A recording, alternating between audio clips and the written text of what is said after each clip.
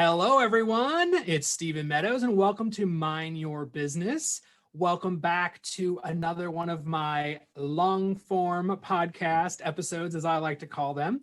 I am honored to be joined today by my colleague, Chris Hannan, down in the coastal Virginia and peninsula area of Virginia at Coldwell Banker Now. And we're going to just have a little chat today about productivity and bring you guys some great information. Chris and I have been in similar roles, and I'm really excited to kind of hear his take on some things. I'll give him an opportunity to give a little background about where he's been in the business. He's done quite a bit. He's worn many hats, and then we'll dive in. So, Chris, welcome. Thank you, Stephen. Thank you for having me. It's nice to be on. Awesome. So tell us a little bit about your background in the business. I am now general manager of Coldwell Banker Now. As you know, and some other people know, I'm not high on titles. So GM is what I am. I was a managing broker, and before that, I was a plain agent, real estate agent. I qualified got my license in 2006.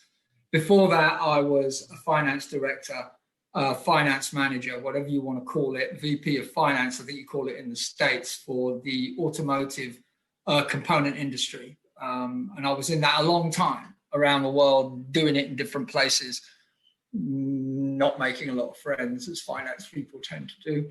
And I came into real estate in 2006, and I was, the Coldwell Banker brand is very important to me. It attracted me straight off, just purely with the attitude from all the competition out there. And I've been an agent, broker, managing broker, and now GM with Coldwell Banker Now, as it is known, since 2006. So I've been very lucky to work in this brand, and I've met a lot of good people, and it's been, now I'm just general manager. Now I'm the sin eater. So I'm the planner and the helper and the supporter, and that's what I do. Yeah, exactly. And it's a pleasure to speak with you, sir. Yeah, you do. Thank you. It's definitely a pleasure to speak with you. I appreciate that. Yeah, I tell people all the time, I say, I've sold real estate. I'm coming up on this will be my 20th year in the business.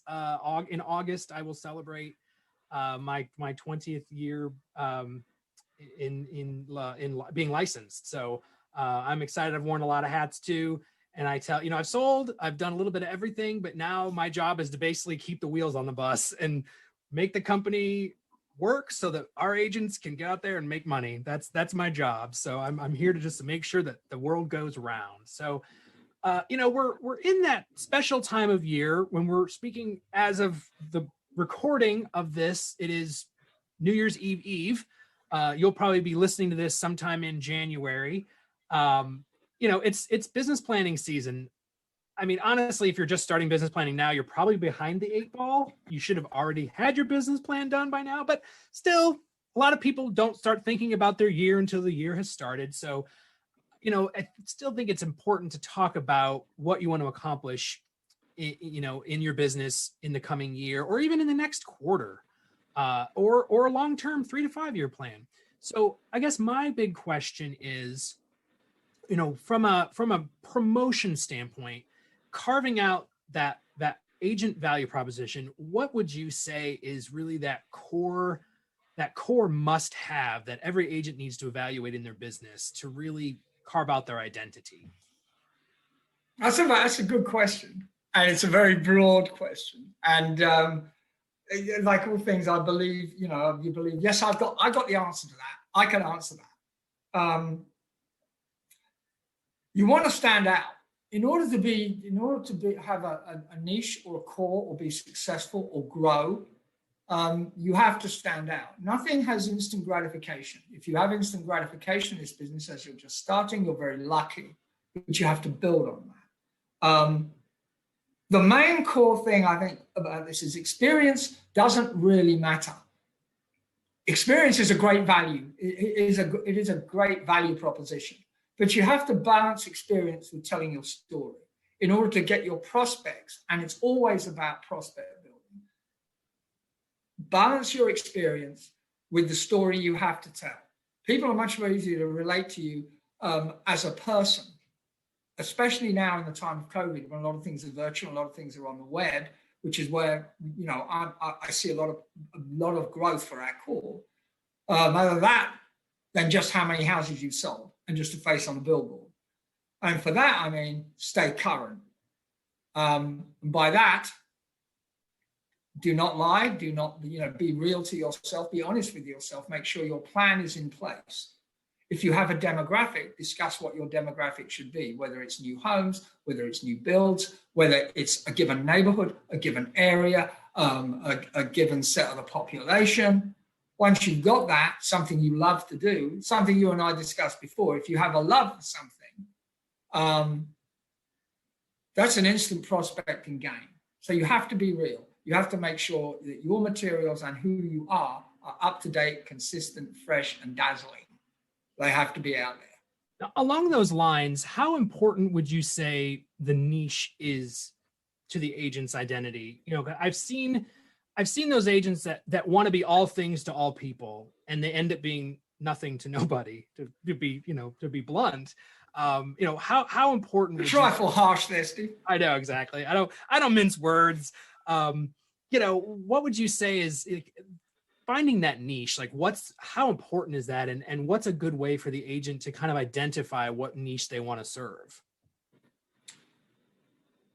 I don't want to get off topic, but that is a question that when I came into this business, when I became a realtor, that's something I asked myself with a marketing and a market share background. I'm not asking agents to go out there and be Milton Keynes over this whole thing. It's Maynard Keynes, actually. Sorry, Milton Keynes is a town in England. Maynard Keynes, over looking at their market and then deciding, I am definitely going to be here. I'm definitely going to do this. I'm definitely going to do that. When you're talking about a niche, be sure your niche is not overworked, overmanned, or overpopulated. You and I talked about the demographic areas of coastal Virginia, and it varies. Depending on where you are, and I'm not going to mention those places by name, the population of agents that are entering the business and remaining in the business are a huge percentage of the number of households in that business. Therefore, in any niche market you're looking at, be it gated communities, being over 55, being new builds, you're not going to be a small part of that game. It's going to be a lot of people playing it. When I looked at the niche market I wanted to be in, I looked at what the price point was. So that's what I did as an accountant. As it turned out, my price point is exactly where every other agent wants to go, which is, yes, I want to sell luxury. Yes, I want to sell that kind of number. Yes, I want to do that. Trouble is, so does everybody else. And you're going into an area where a lot of experience will outgun you immediately. So therefore, I had to beef up my marketing game, which we did. I think the niche is important as long as you love it. A conversation I had this morning with someone that's going to be a new agent was about a given niche for retirement and home help and the aging population. They are a professional and have been a professional on and off in that business, and they love it.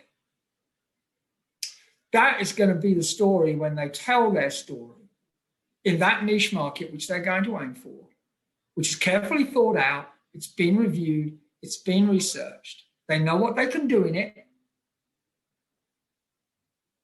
That element of reviewing their niche means that they're going to have a head start when they become an agent. Let's take the opposite of that. If I say I want to sell $10 million homes on a waterfront community, I have about as much chance of doing that as my cat is of becoming president from the get-go, because I don't have the experience, I know the area, I don't have the track record, I have the story. So if you look at those five, I've got 40% of the 100% that's needed. So whenever you look at a niche, be sure that you are comfortable and you love it and you want to work in that, and you'll be happy with the time it takes to get where you want to go, and the traction builds from that. Military is another one. Mm-hmm. If people, you know very well from where I come from, military is a big business. The military transitions gravitate towards military experience. And therefore, that niche market is much sought after by new agents and agents that have been in the military. New homes, first-time buyers. Be sure that you can work with someone where education becomes a point. And that's another thing about standing out. If you're going to stand out in your niche, have the ability to communicate what you know about it. Be ready to talk through first-time buyers. They're very, very nervous, even with the inventory being the way it is, even with lending rates being the way they are. First-time buyers are very, very nervous. They want someone to work with them personally from cradle to grave. So if you look at someone with experience, and we're lucky to have a few agents like that, the thing we get back in the reviews is they've got a lot of sales and they're very, very big. And I was so amazed that they took so much time to explain to me what was going to happen, how it was going to happen, and they always answered the phone. So I know I've crossed the border there, but if you look at the niche, that, like you say, people try and spread across some and are very unsuccessful at it. I dabbled in the same thing, and I started to waver, and I had to come back from that. Because you can spend a great deal of marketing dollar and a great deal of resource chasing something that you are only 40% good enough to achieve, Mm-hmm. and but the 100% that I could get, which was corporate moves, because I was used to that worked like a dream. But I'd missed that until I started looking at exactly what I do best and who I knew best and what that demographic was best. So like someone says, I want to do a niche market for retirement.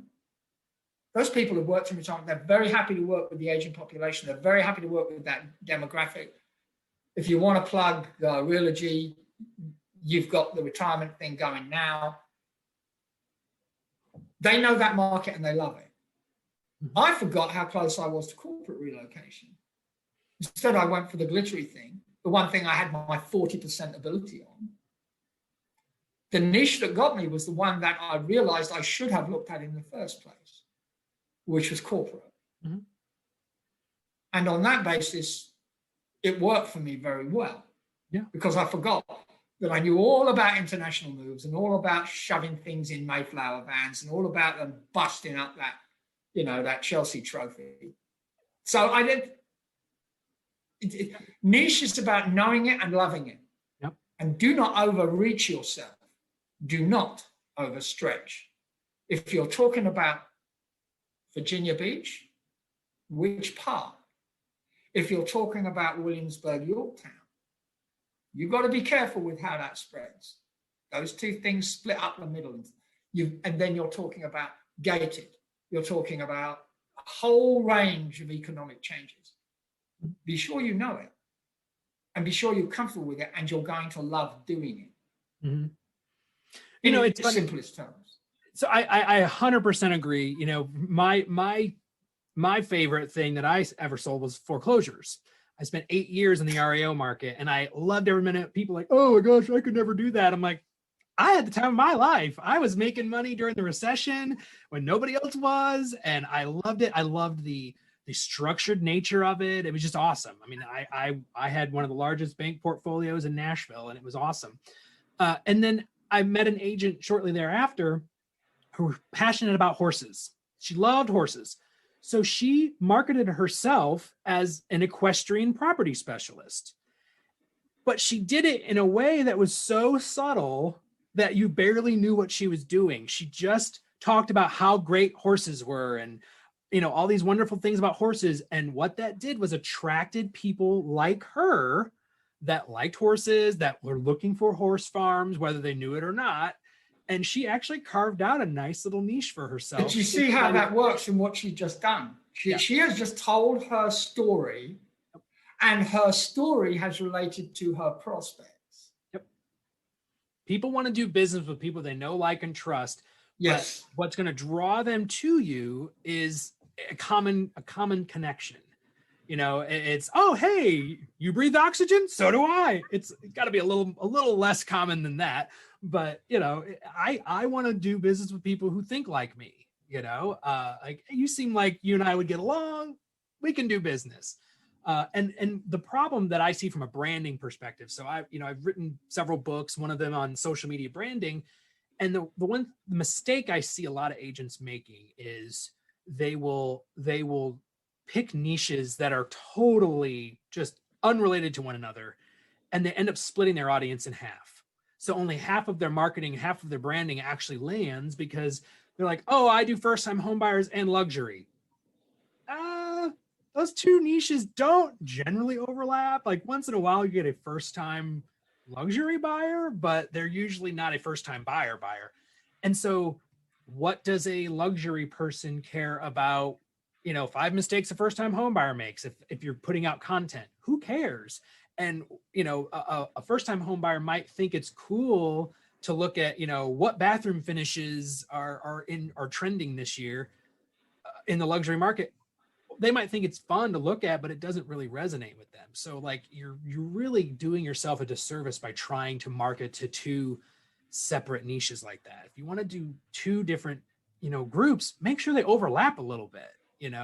Like, maybe it's luxury and the second home market. Second home isn't necessarily luxury, but it's the similar mindset. It's a similar process, whatever. Just, I think that's a mistake that a lot of people make.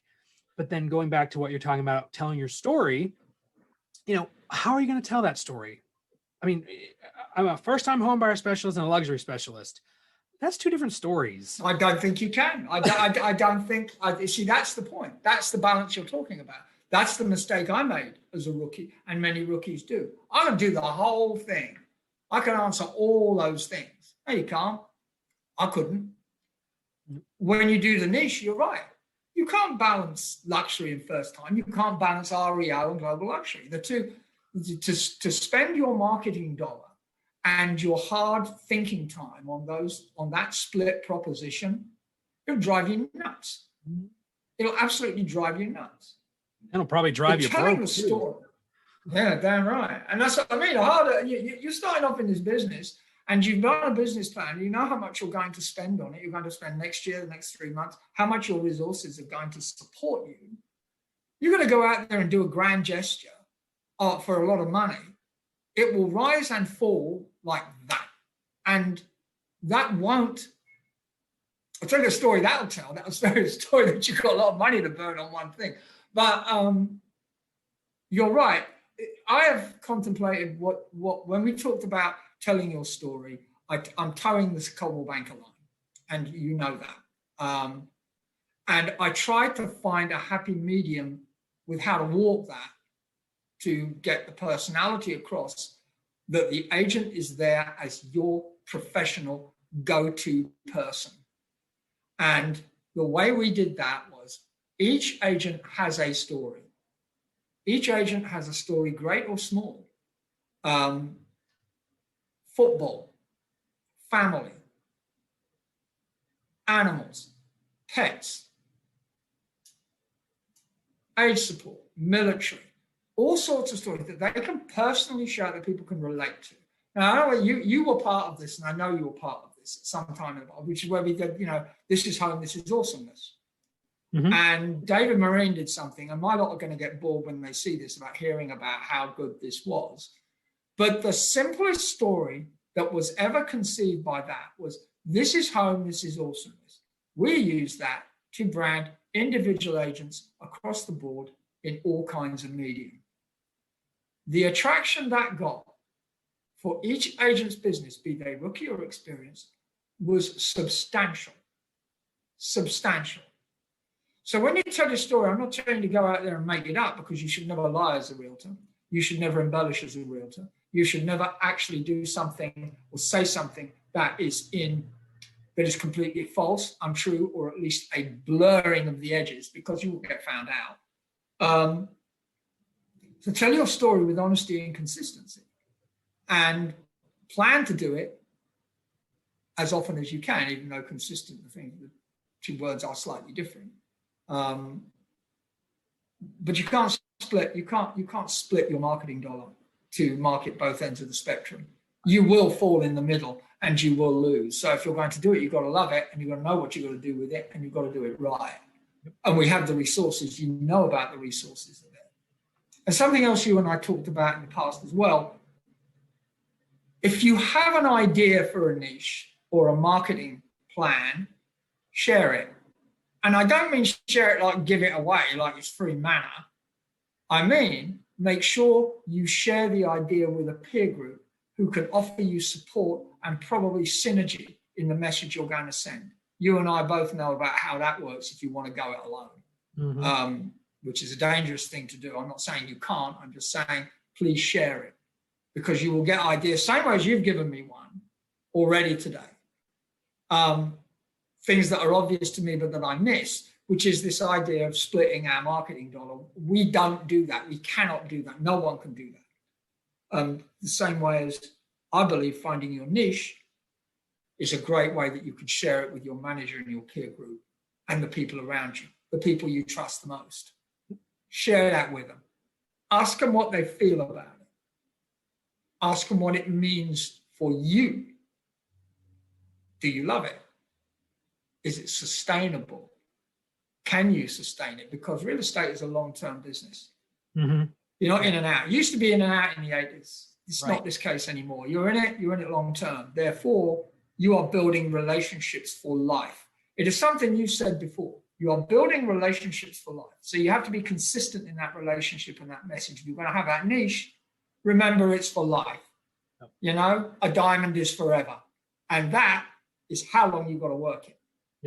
You know, talking about telling your story, you know, I think personally, one of the cornerstones of a good story is your value proposition. I mean, yes, it's why should I talk to you over anybody else? You know, if you're in a market that's very saturated with agents, it's even more of a question. But like even nationally, the average person knows 9 to 12 other agents.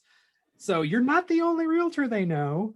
So the one thing that I will say, apart from talking about Coldwell Banker's awesomeness campaign, one of the things I learned as a corporate employee with Coldwell Banker, besides the word awesome and that the fact that I use it way too much even to this day, is I learned what it takes to build a value proposition. There's 3 core elements. I've talked about this before. What do I have that no one else has? What do I do that no one else does? And how am I perceived in the market? The first 2 are super important. I mean, as a company, we focus on that as well. On the operations level, like the identity of our brokerage relies on that. You know, you may have heard it as an agent, not you personally, Chris, the listeners.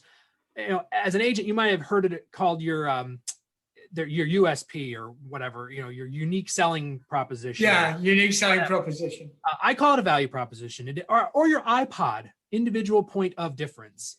But you've got to figure out what is it that I bring to the table that no one else is doing, whether it's a tool, whether it's a piece of technology, whether it's knowledge, whatever. What are you doing for a client that they can't get somewhere else? Because I'm sorry to say, realtors are a dime a dozen in the view of the public. I can't swing my cat around without, she's alive, so I won't say a dead cat. I can't swing my cat around without hitting a realtor around here. You know, there's a lot of us, you know. Right, Williamsburg. We're a prolific bunch. In fact, I was talking to Sean Carpenter recently, and he gave me an interesting statistic. If you do the math, there's basically 235 people per realtor. So that's not a lot. 235 over the lifetime of your business is not a lot. I mean, that's not a lot of business if you spread it out over 20 years. So you've got to get your unfair share of that 235. You know, there's 330 million people in the country, and there's like 1.4 million realtors, and he did the math, and it was like 235. So what are you doing as an agent for them that's going to make them choose you over somebody else? And can I just interject with that? Please. What kind of value do you perceive? And you're a professional in this.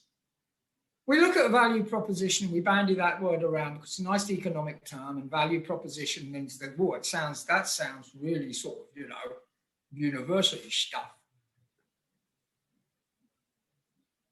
I think realtors miss the point of what the real value proposition that sets them apart from others. They miss it. And sometimes it is so obvious. Mm-hmm. I'm going to talk to you. I'm going to say this as a manager, and I'm going to say this as a broker. And I'm going to upset people with it. You don't answer the phone, you're worth zero. Absolutely nothing. Nada. Zip. Not a red cent. Niet. A value proposition isn't just about, I'm going to give you something free. I'm going to sell you my expertise or give you my expertise as part of the package that I give for you. I'm going to make your house look good. I'm going to have all these open house materials. I'm going to have this video, this drone, this other stuff. I'm going to get it staged. It's not just that. The basic core element is, are you going to answer the phone? Are you going to be honest about the answers you give? Are you going to communicate? Are you going to be honest with those answers? Are you going to go the next step, the extra mile for your client? Now you can put those down as many marketing watchwords as you want. Going the extra mile, I'm pretty sure every realtor can give you a story about going the extra mile and what that value is to them and what that value meant to their client. We've all done it and we miss it. But the most important thing is when they want to call you on a Christmas Eve, when they got something that's worrying them, when they're bugged by the lender response, when they're bugged by the home inspection, when they've let it eat them up for a while, you better answer the phone. Because if you don't, they're going to remember that. And you put a value on that and see what happens. One thing also Sean has talked about, and I've talked about it with Sean as well, is it doesn't matter about how many realtors there are per the population. If there's like 400, there's one realtor for every 400 people, I'll guarantee you that that one realtor has a bigger propensity to not answer the phone or follow up with past clients or be consistent in their message or have a website or be friendly or smile or send a Christmas card. That reduces it down a lot. Very true. And the other side of it is that on top of that,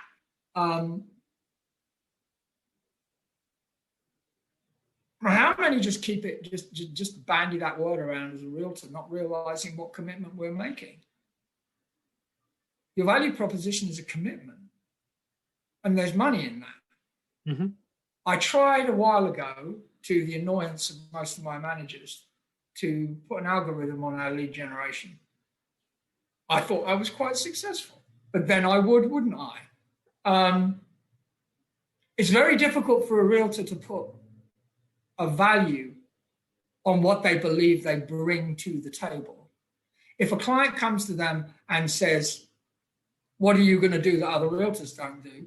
The first thing it says, well, I've switched this off while I talk to you.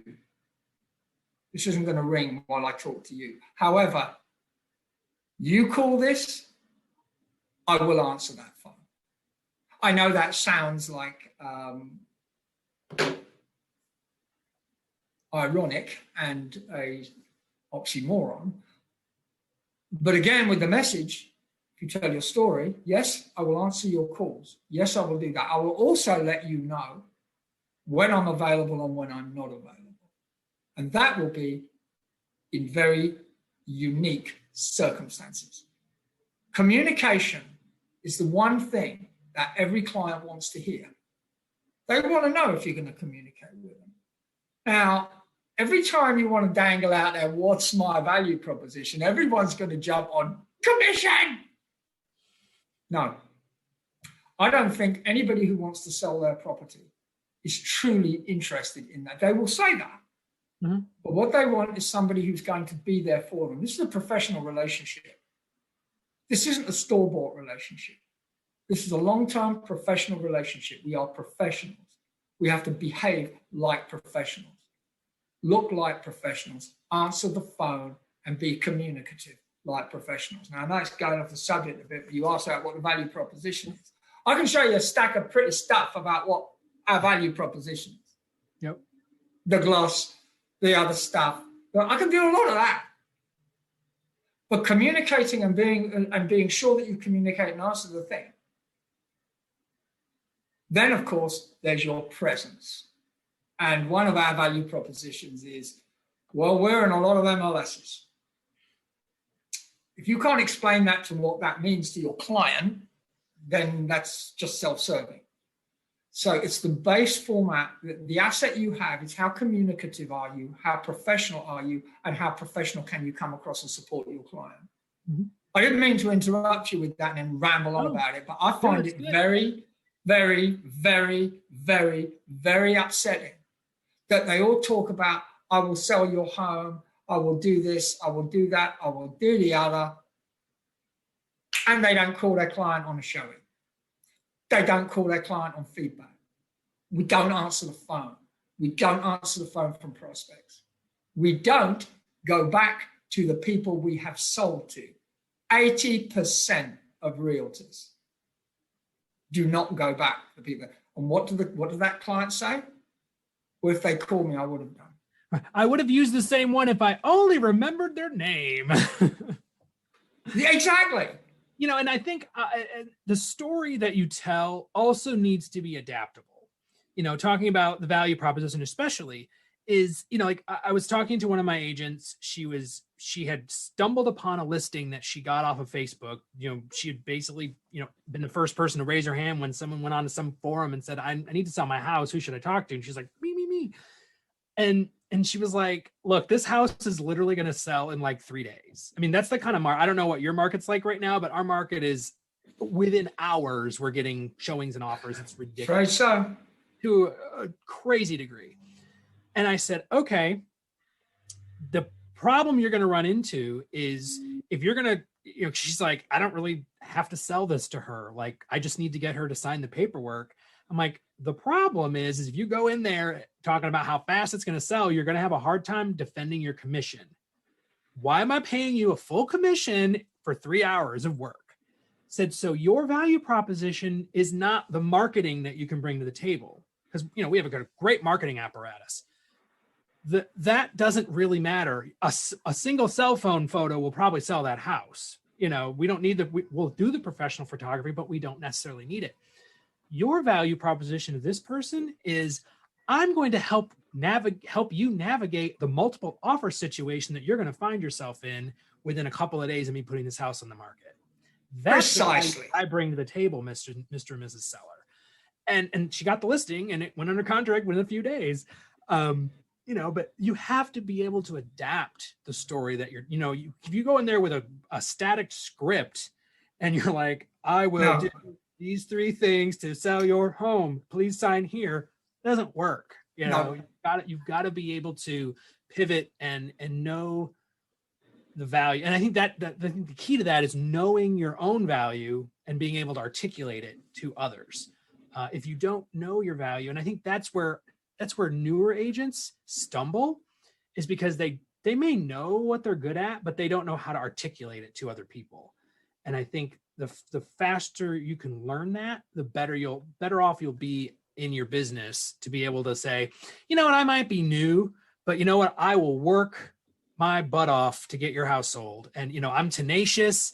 I got nothing else better to do. Like, you know, they don't have, I've said this before, you're a brand new agent. They don't need to necessarily know that you're brand new. I mean, you don't have to hide it. And like you said, don't be dishonest about it. But even if they know you're fresh out of school, I just passed my license test yesterday, I still know more about real estate than you do, general public person. You know, I've studied, I know I have the knowledge that's going to help you to solve the problem that you have of either needing to buy or sell a home. So I still have value. And they, you know, a lot of new agents like, I don't know what to say. I don't know. You at least know more than they do. So just always remember, like, I might not know. That's how to sell. You've hit on the main thing there. You've hit on the main thing. And it's something I'm glad we had this conversation, because it is, the value proposition isn't just about communication. It's what you communicate, it's how your story gets told.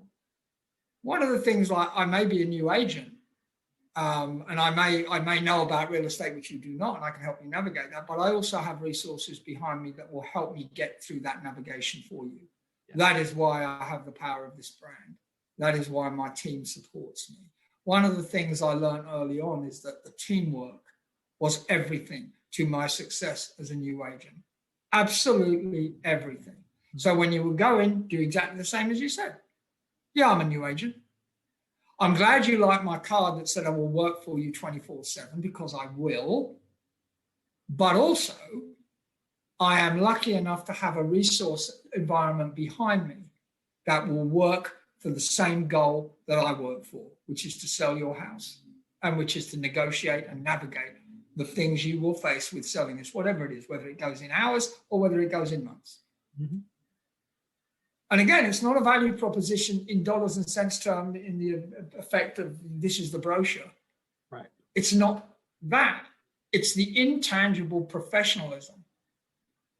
I mean, it's like asking, I'm going to hate, no, wrong analogy. It's like asking a tax attorney, what's your value proposition? Yeah, well, I only charge $459, not $479. No, that's not a value proposition. The value proposition is how are you going to help me navigate in my situation? It's the same flip. I'm going to keep you out of jail while also reducing your tax liability. Oh, yeah, I like that one. Yeah, I'm not going to do. But I want to get you to sign this disclaimer, so I don't get to do 5 to 10 because it's all down to you. So you're right, and we're talking about the same things, but you understand because of what your history is and what your story is to come to this exactly how important it is for you to think and review and research where your niche market will be and what your story is. If I start out by saying my story is that I've been a realtor for 35 years and I've sold everything, and it's complete fabrication, it gets found out in an instant. And I want to go like you said, I can't do REOs and global in the same thing. I just can't. I can't do global at the time I started, that's for sure. So maybe REOs would have been something that was structured enough for me. It might be frightening because of what other people say. And there's another point if you're going to go forward. Don't listen to what other people say. Other people who don't know the business and don't have your best interests at heart. Don't listen to what they say. You've got to trust what you're in. You're in this business for a reason. Either you're in this business because you want to grow your business, you want to be an entrepreneur, you want your market to be your market, you want some growth for you, you want some pride in how you build a business and to leave a legacy. If you come in there just for the dollars, then I don't believe that real estate is for you. Right. If you just do it for the dollars, it ain't for you. Yep. There's plenty of stuff out there you can go and do for the dollars. But in terms of grow your business and a calling, which is what Maxwell talks about, I'm not talking about calling like Mother Teresa. I'm talking about calling in terms of if you feel that you want to sell real estate and you want to give something back and get something from it, then your story has to relate to that. Mm-hmm. And your marketing and your market perception has to relate to that. So you have to be in it 100%. And you have to love it every single day. I agree. But you're right. A value proposition is always that trick question, isn't it? Like, do you know what your value proposition is? Right. And of course, they're going to trot out, well, my listing presentation. I will do this, I will do this, I will do this. They don't want to know, mate. And honestly, it's a problem across the industry. It's not a new agent problem. It's not a veteran agent. It's a company problem. I've sat across from brokers who had 20 offices or more, and they couldn't tell me their value proposition either. So that's right. We're not picking on one demographic of person in the industry. It's a problem that all of us have. I mean, I've even struggled with value proposition at one time or another. So I just think it's something that, as long as you know that the problem exists, you can work to build a value proposition. And that's where I agree with you 100%. Go to a peer group, get together, get some agents together in your office or in your company or whatever, and say, okay, guys, we're all going to pitch each other on our, we're going to give a 3-sentence value. Have you been in my office? I'll tell you what, You've been down at Newport News, haven't you? I know you have. You have been down. This new technology is a wonderful thing. You've been down at Newport News. That's exact. You are precisely right, Stephen. You are absolutely right. The best way to do this is what we used to call in the business quality circles, and it's an overworked thing I used to do in a while. You bounce around what the solution is going to be to any problem or how you're going to get yourself out of an issue. Quality circles of those who do and those who know is the one way to do it. And it's exact peer groups. We have something that was set up by an agent in Patrick Henry. It's called New Agent Mastermind. I'm not afraid to stick that name out there. So now there's a group of at least 6 new agents, and that's exactly what they do. And we encourage it. It's not like, oh, we're the arbiters of all knowledge. How dare you do that? You can't do that. This is us. We're brokers. Look, I've got a badge on. No, it doesn't work that way. The way this works is you create the resource for them to find their value proposition, whatever that means, to know their niche market, to share it as a group, to prospect in that way. And that is precisely it. You've got that. You can't do this in isolation. This business isn't about being in isolation. You want to know what makes you stand out? You share with other people who will tell you what makes you stand out, and you will evolve your story over time. Absolutely. So, what's the one thing, wrapping this all with a nice little bow? What is the one action step that you would recommend a listener of anywhere in their business cycle? Maybe they're brand spanking new, or maybe they're riding off into the sunset. What's the one thing that you would tell them that they need to focus on right now for 2021 in regards to making themselves stand out or telling their story?